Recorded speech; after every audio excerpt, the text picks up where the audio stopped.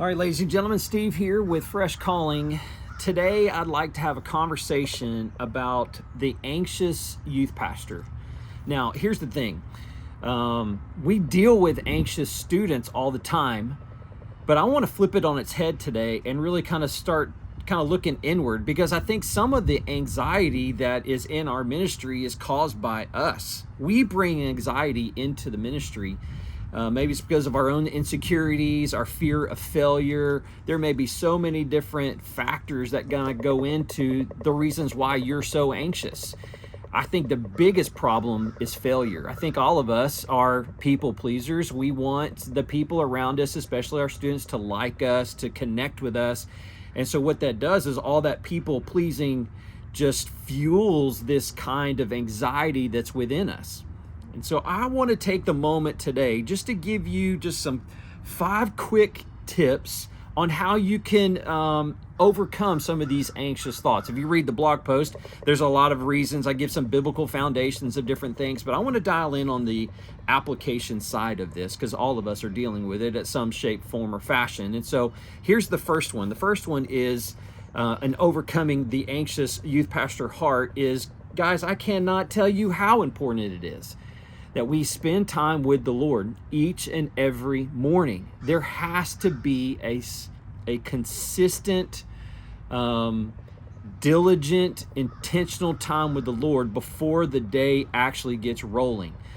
And we can't allow any day to surprise us. And especially if you're dealing with anxiety and fear, this is the moment when you need to really lean into your mornings, allowing your mornings to fuel you and to give you a little sense of peace before the day even begins.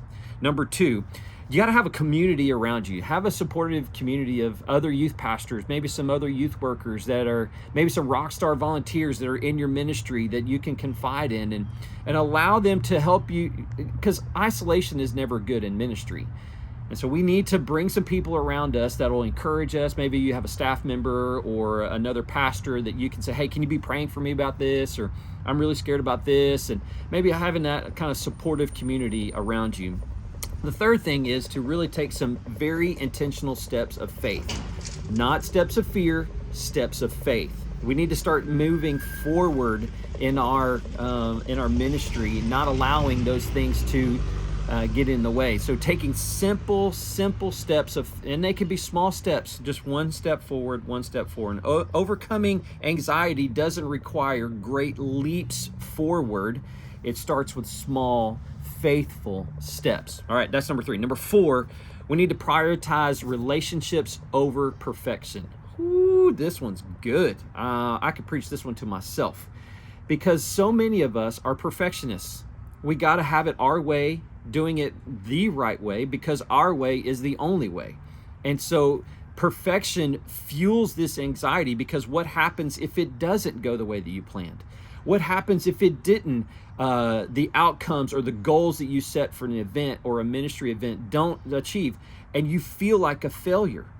Y'all, ministry is relationships. Youth ministry especially is relationships. Fostering those relationships with those students, because I can guarantee you those students are not looking at how perfect the event is. They're looking at you going, does he know me? Does he, care about me? Is he doing something to help me in my faith and to grow me in my relationship with the Lord? That's what that's all about. And then number 5 is establishing a healthy rhythm. Rhythms in ministry are a good thing, y'all. Chaos, it really breeds anxiety. It fuels anxiety. Chaos in your life, chaos in your ministry, it doesn't help your anxiousness at all. And so I want to encourage you to create a healthy rhythm. Look at your yearly calendar. Create a healthy rhythm in your calendar. Look at your life. Look at what you're doing, the things that you go to, and how is it a healthy rhythm and a pace at which you can sustain. You can't do everything. You're not the Superman of youth ministry. And so there's some 5 simple steps on how we can help the anxious youth pastor settle in and to begin taking steps of faith and not taking steps of fear. Guys, there's so much more I could unpack about this topic. But I would love to have a conversation with you. I'd love to hear your context. I'd love to hear what you're going through, what's going on in your heart. And I would love to have the opportunity to help you process it. I may not have all the answers, but I have a listening ear. And so schedule a one-on-one coaching. I think this would be a great time for us to connect about this. All right? You guys are awesome. Hope you enjoyed the blog post. Have a great day. Bye.